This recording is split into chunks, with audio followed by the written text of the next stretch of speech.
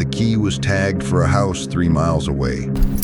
I knew because I had written the address on it myself, but when I pushed it into the brand new lock in front of me, it turned. No resistance, no hesitation. The door opened. I checked the tag, then tried a second key from another customer. That one worked too. 3 different houses, 3 different owners, all opened by the same key. And the worst part was, 2 nights earlier, I had taken one of those spare locks home and installed it on my own front door. This is the last broadcast files. At the time, I still thought it had to be a supplier mistake. Cheap hardware, mixed up packaging, something careless but harmless. I had been a locksmith for 11 years.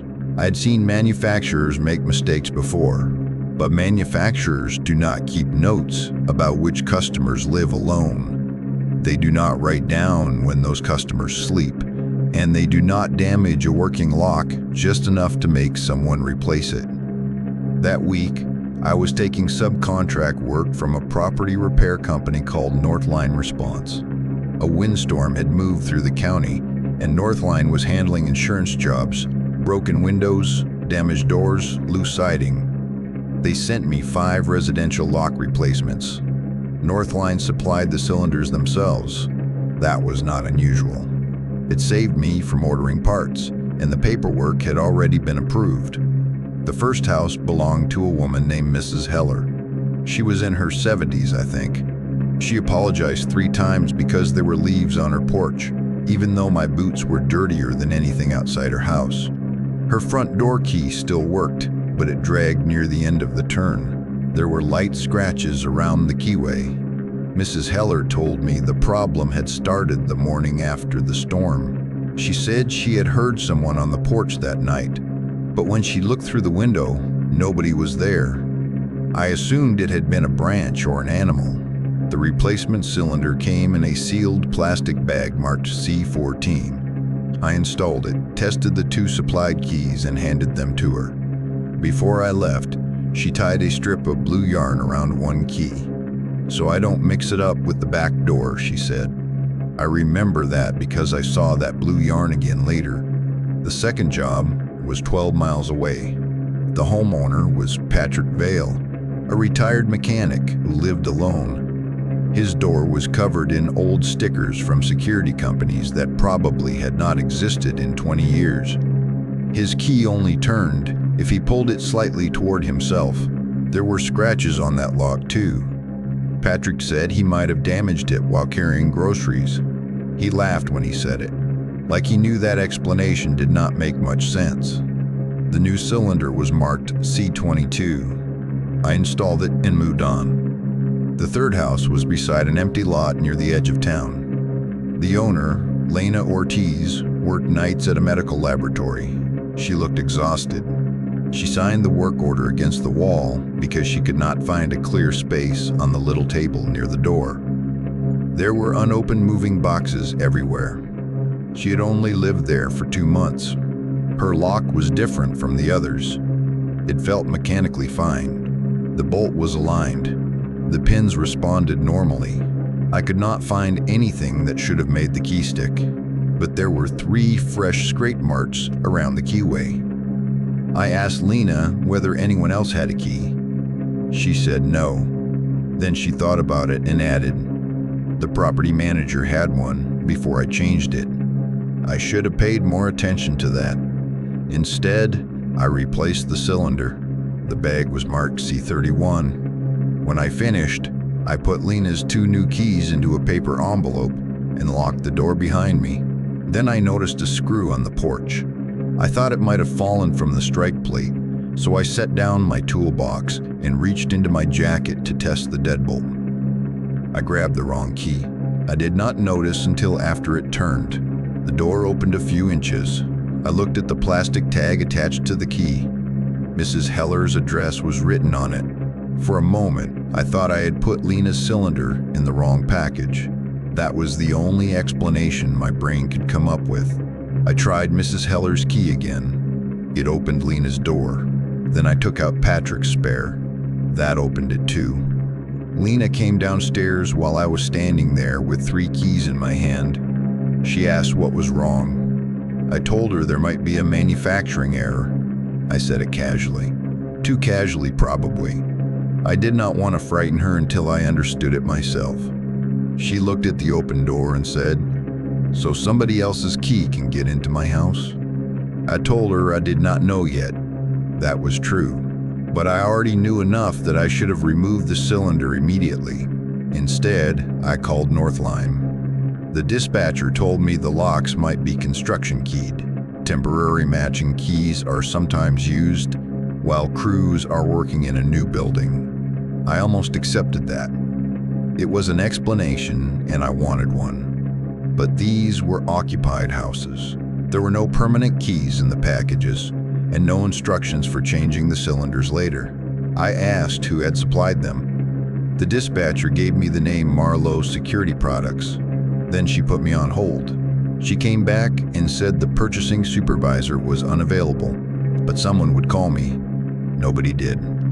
Back at my workshop, I pulled the 3 old cylinders out of my scrap box. The scratches were in almost the same position. That bothered me more than the matching keys. Under a magnifying light, I found tiny brass flakes inside each keyway. Someone had inserted a thin piece of metal and moved it around just enough to damage the pins, not enough to destroy the lock, just enough to make the homeowner call for a replacement. I searched for Marlowe Security Products. There was no website. The address on the package belonged to a self-storage facility. I called Northline again. No answer this time. That was when I finally opened the entire work order instead of just the page I needed signed. The customer notes were on the last page. Mrs. Heller, 1 occupant, retired, usually home mornings. Patrick, 1 occupant, no dog, family visits Sundays. Lena, 1 occupant, night shift, sleeps afternoons. I read Lena's note twice, then a third time. A repair company might need to know when someone was available. They did not need to know when she was asleep. I called Lena. No answer. I left a message telling her to leave the house and call the police. Then Mrs. Heller called me. She sounded embarrassed. She asked whether I had come back after finishing the job.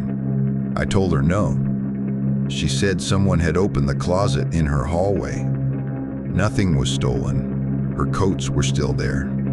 Her vacuum was still in the corner, but the blue yarn key I had given her was lying on the closet floor. She had left both new keys in a bowl in the kitchen. At least, she was sure she had. I told her to get out of the house.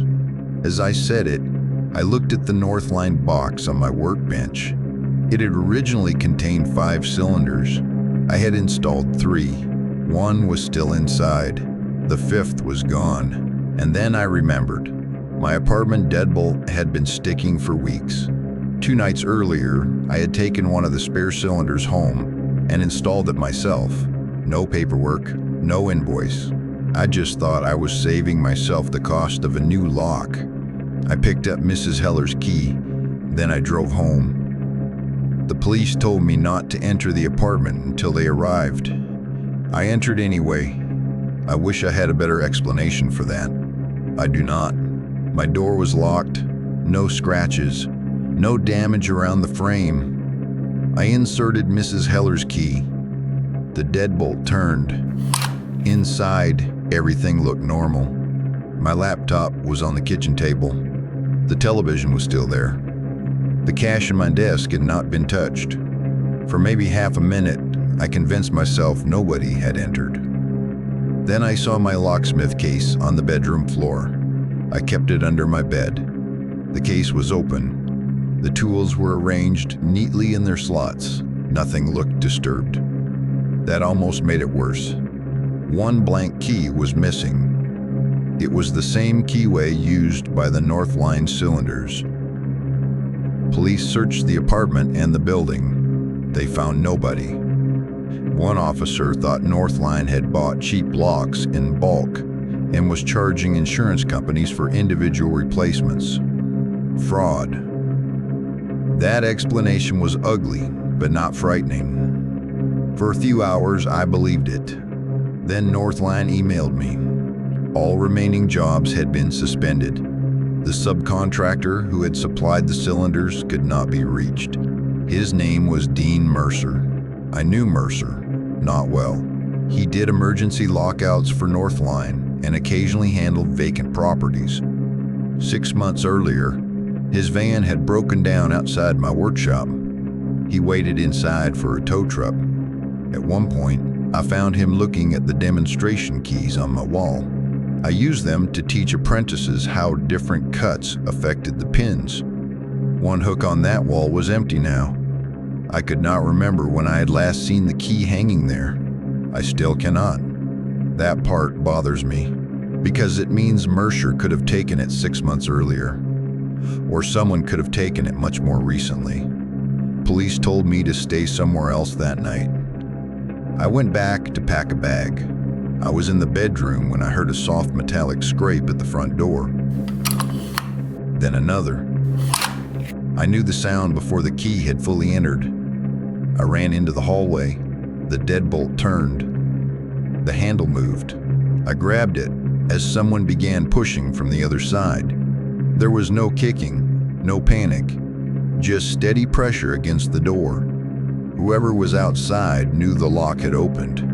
I put my shoulder against it and shouted that the police were coming. The pressure stopped. For a few seconds, neither of us moved. Then the key turned again. The person outside locked the deadbolt with me still inside. By the time I opened the door, the hallway was empty. The stairwell door at the far end was slowly closing. Police found a Northline contractor jacket in a basement trash bin. There were no fingerprints inside it. The next morning, officers searched the storage unit listed as Marlowe Security Products. They found boxes of residential cylinders. Most used the same key. They also found folders containing addresses, work schedules, and photographs of houses taken from across the street. 17 homes were identified. Every person living in them lived alone. My name appeared on 3 completed work orders. There was also a copy of my locksmith license. That was enough to understand the important part. Mercer, or whoever was working with him, was not installing the locks himself. He was getting licensed locksmiths to do it. We signed the paperwork. We handed the homeowners their keys, and if someone later entered without forcing the door, our names were attached to the locks. Police never found Mercer. His van was discovered behind an abandoned repair shop, wiped clean. Northline said he had used a stolen employee account to create the work orders. Maybe that was true. They also claimed nobody at the company had noticed that every customer lived alone. I do not know whether I believe that. I replaced all 17 identified locks, different brands, different keyways, nothing from Northline. When I removed the cylinder from my own apartment, I found a thin curl of brass pushed behind the tailpiece. That was why my old deadbolt had started sticking. It had not worn out. Someone had damaged it because they knew I would replace it myself. Police records showed that 24 cylinders had been purchased. They recovered 18, including mine. 6 were missing. So were the files showing where they had been installed. About 3 weeks later, I received a call at my workshop. A woman asked whether I could bring her another key. She said I had replaced her front door lock after the storm, and the spare key had disappeared from her kitchen. I asked for her address. I had never heard of the street. I told her not to touch the door and to call the police. Before she hung up, she said she had my invoice in front of her. It had my company name, my license number, and my signature. I never went to her house, but whoever did used a lock that opened with my key.